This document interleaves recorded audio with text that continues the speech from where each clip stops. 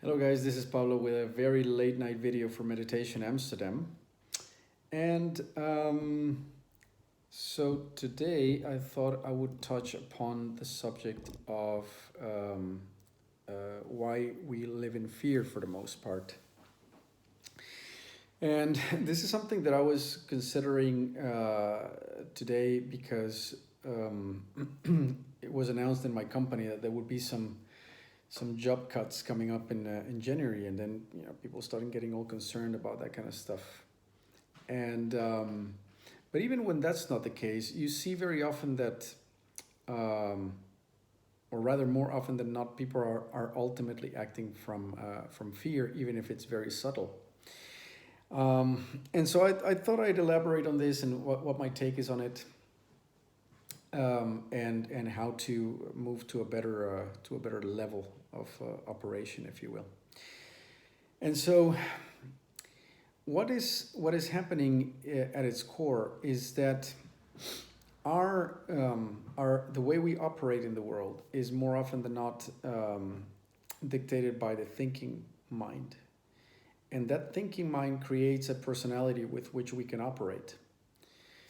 However, it seems to me like the job of that personality and of the thinking mind that creates it is to create capabilities that keep our physical integrity well preserved. Let's say, right? We want to stay healthy and in relatively.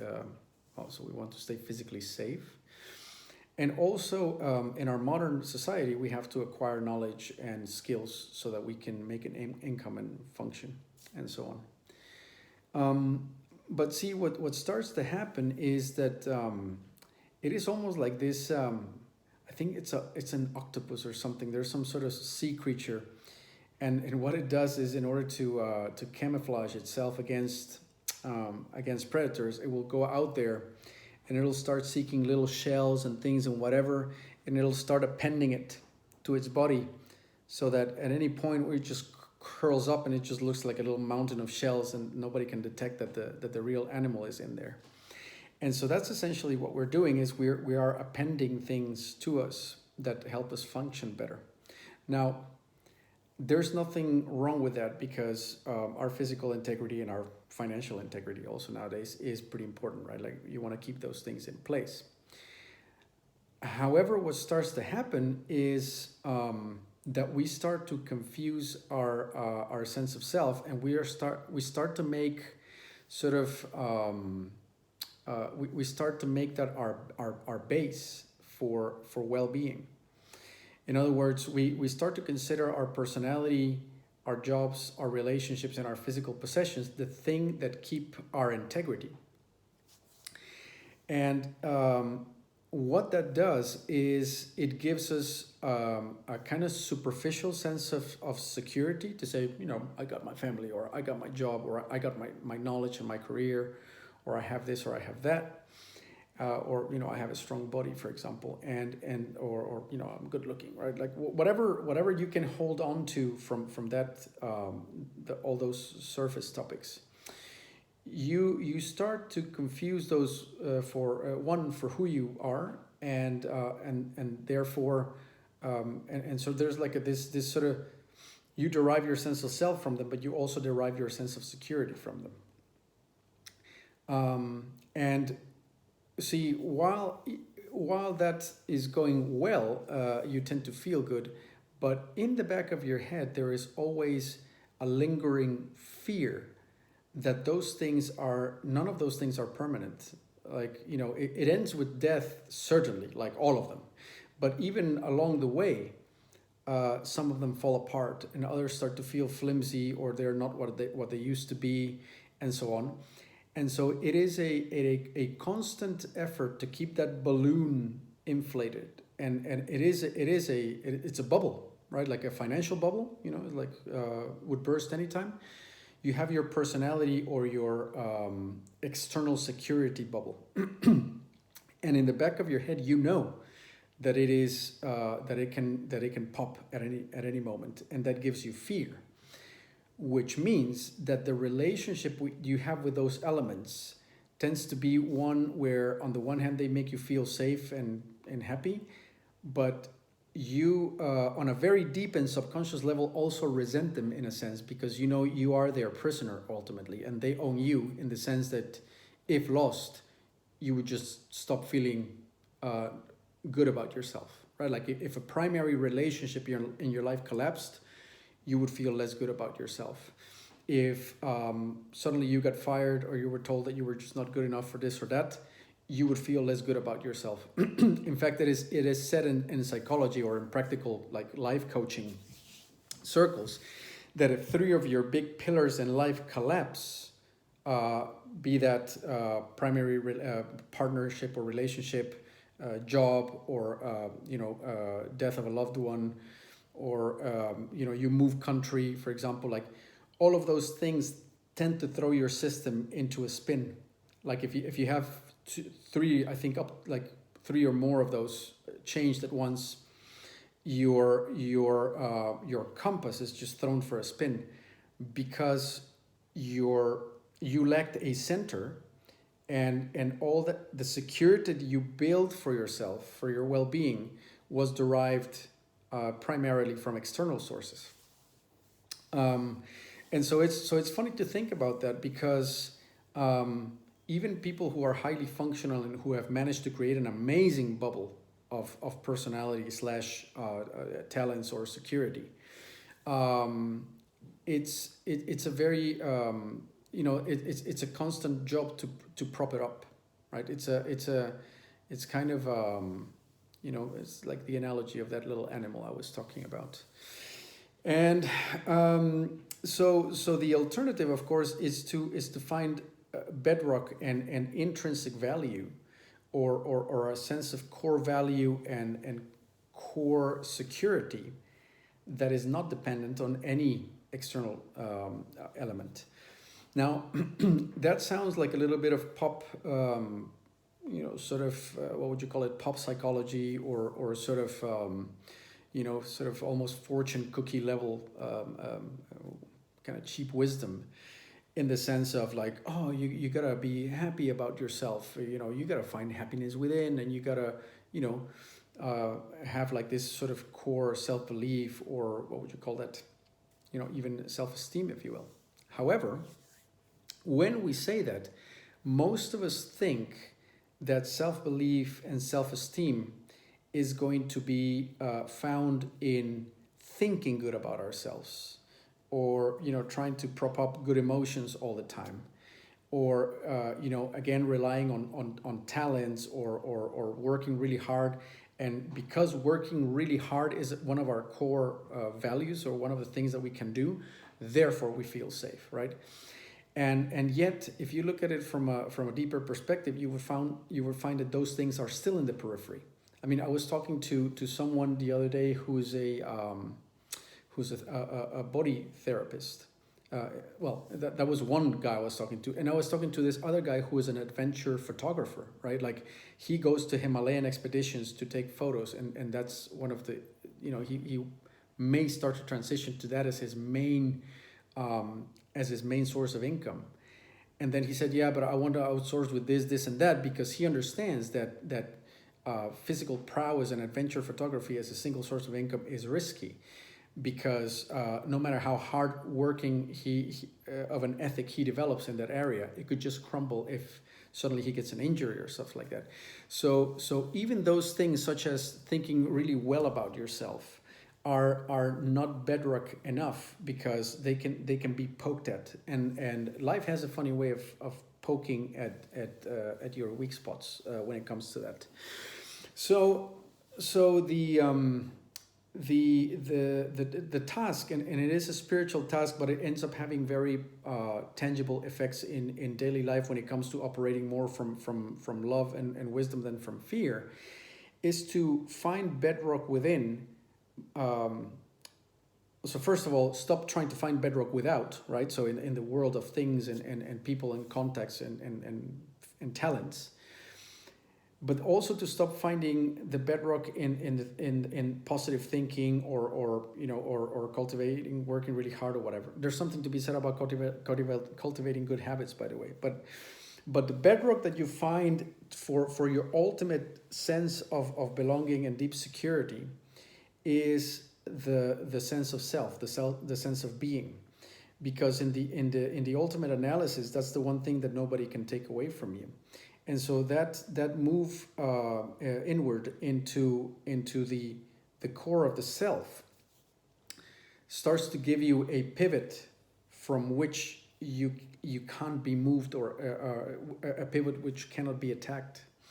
And from that one you can create with love, because you're standing on a place that can't be threatened at all. Whatever may happen, the inner self, the knower, right, the conscious awareness that is at the center of you, it's not it's fully transparent. It's kind of like a mirror, so it only reflects things, and it can, at its core, it can never feel threatened or attacked. It can observe your mind body system feeling threatened and attacked, but it itself is not threatened and attacked. It's just there. It really just is.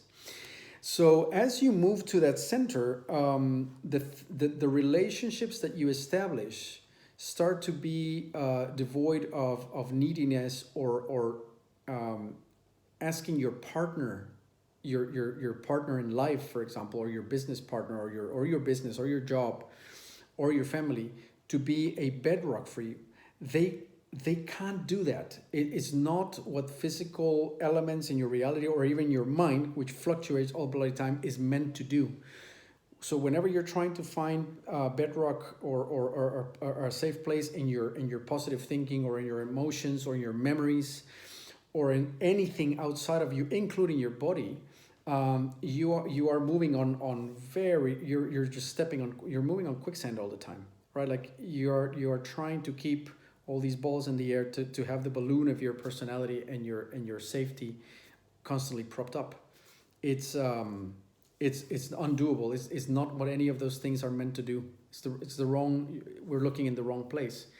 Now, if you on the other hand flip your attention within to attention itself, and you find that center of you, what you find is that everything becomes just a bit more loose and relaxed and natural, right? Like your body unclenches, and you go like, oh, here I am in the center of me, and from here, I think I'm going to cultivate a habit of this, which is very cool. And once that habit is established, then that area of my life is, it's going to become fairly solid. And that certainly feeds back, and it feels very good, right? So you don't want to sacrifice well-being in your life just to prove the point that being in your center is all you need. That's a very risky strategy.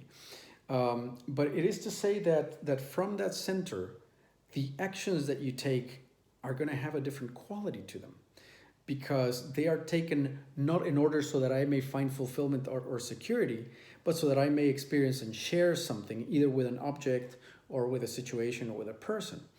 That is a space from which true love may even arise, because you are out there to give. You have found a center that is so solid, a sense of peace and centeredness and integration and security that are so well founded, so integrated, that that the actions that you take towards another person are truly disinterested, right? Like you are not trying to get something, because you understand that need to go out there and find security can be fulfilled in a lot easier and much more effective way by sitting in the center of awareness within. It's not about positive thinking. It's not like, oh yeah, I believe in myself, but the self you believe in is just a jumble of thoughts and emotions that could change at any point, right? Like it's too flimsy. And so this was a thought that came to mind, like I said, out of talking to friends of mine, and also experiencing that center for myself. And it reminded me even of the phrase of give me a fulcrum, and with a lever I will move the world. And that fulcrum, that center, is your inner self, the center of awareness that is within you, that is immovable, absolutely so long as you live, and so the Buddhists claim even after that, It's constant. It never started and it will never end. It's just beingness itself, which through you becomes consciously aware. And I've started to notice, I would say for 3 months or so now, a truly fundamental shift, as I have found that center, and fear has subsided. And even when fear or anxiety arise, I can embrace them with that center of attention, and I can integrate them, and I can put myself in the situation of feeling like the anxiety in my chest is like a little helpless puppy that needs to be taken care of, right? And that you can just bring closer to you and say, like, I know you're scared, but the self that I really am, that observes everything, my sense of presence, that one isn't scared, and it'll take care of you. Like, I can protect you. So it's almost like self-parenting in that sense, right? Like, you've stepped outside of the body-mind system with all its problems, all its limitations and worries, and you have a meta awareness or a vantage point of view that is the center of the true center of yourself, from which you can then take not fearful action, whether overt fear or sort of very deep inside, I wish I don't lose this type of fear, and you can take more open, sharing and loving action. It also has the almost like the other side of that coin is the fact that once you reside in the center of that self, your need for a personality starts to become eroded. I made a video earlier this week when I came back from a retreat, in which I had a conversation with a friend, and I challenged something that I had noticed in him, and it created a very tense situation. But then we spoke. I made a video about the conversation and the tense situation it created, what I made of it. But what happened after I made that video is that my friend called and I said, I completely unraveled in the last 24 hours. You brought to my conscious attention a program that I had been running, completely unaware, that was blocking me in 1,000 different ways. That very morning, he and his daughter had a one-to-one that was incredibly open about an issue that he couldn't put his finger on. And my theory is that through his opening, he created also an opening towards the people around him. And he wouldn't stop thanking me. And I said, well, I always thought I'd end up being a healer, but I didn't think that my brand of healing was going to be like not for the faint of heart, because we had a bit of a tense conversation. But he is very mature, and he really wants to grow. So he suddenly realized, holy moly, right? Like what this guy just brought to my attention was a serious axe to grind that I had in my mind, and suddenly it just unraveled. I was like, what the hell? So your need for but he's also fairly spiritually advanced, perhaps even far more than me. So he was able to switch that around. It's like they say, right? Like you correct the fool and he'll hate you forever, but when you correct the wise man, you've made a great friend. And so your need to protect your personality with all its quirks starts to subside, because that personality was created as part of that shell that makes you operational. But when you're operating from the center of the self, that personality becomes a tool that you can sort of undo and change in any way that you think is more functional and more loving. So so that's my thought about this whole idea of operating from fear and where it arises from. It essentially arises from an incorrect sense of self, which depends on its own emotions and thoughts and beliefs, and from the peripheral elements that it has created to preserve its safety, such as career, relationships, and things of that kind. And that unless you find a center that is more solid within you, right, like the center of awareness, that personality is probably the best thing you have going for you, right? Like I wouldn't sometimes people in their attempt to be spiritual or whatever, they try to let go of the personality. They try to they become a hippie or whatever, or they stop making an income, or they start to put up with things that they shouldn't, because they think that that's what's spiritual. But they lack this rock They lack the pivot or the center of the self at the bottom. So they're playing in the periphery with very dangerous elements that are keeping them kind of safe. But without this center at the bottom, you shouldn't mess around with the periphery too much. So the task is you can make experiments with the periphery, but the moment you find the self, then the periphery starts to become much more flexible, not through sort of antics or through risky moves or through austerity, like really sort of like monk mode austerities. No, it simply starts to dissolve on its own, because with the feeling that you have a center that can never be threatened, the rest of the stuff is just for you to play with, really, right? Like you can play with those elements now without the need to prop them up and to find your safety there, which is what makes them very sticky, and which is what makes self-improvement very difficult if you haven't found the center who's outside of the system that you're trying to improve, so to speak. So yeah, I hope that that makes sense. It's like it's way past midnight, but it's one of those days where I felt like super stoked. I was really working until late and trying to get things done. Had a great conversation with my dad, who I'm visiting in a couple of weeks' time. Him and my mom, and so I don't know. It just kind of gave me energy, and I thought I would share this thought that came to my mind earlier today. So have a good one.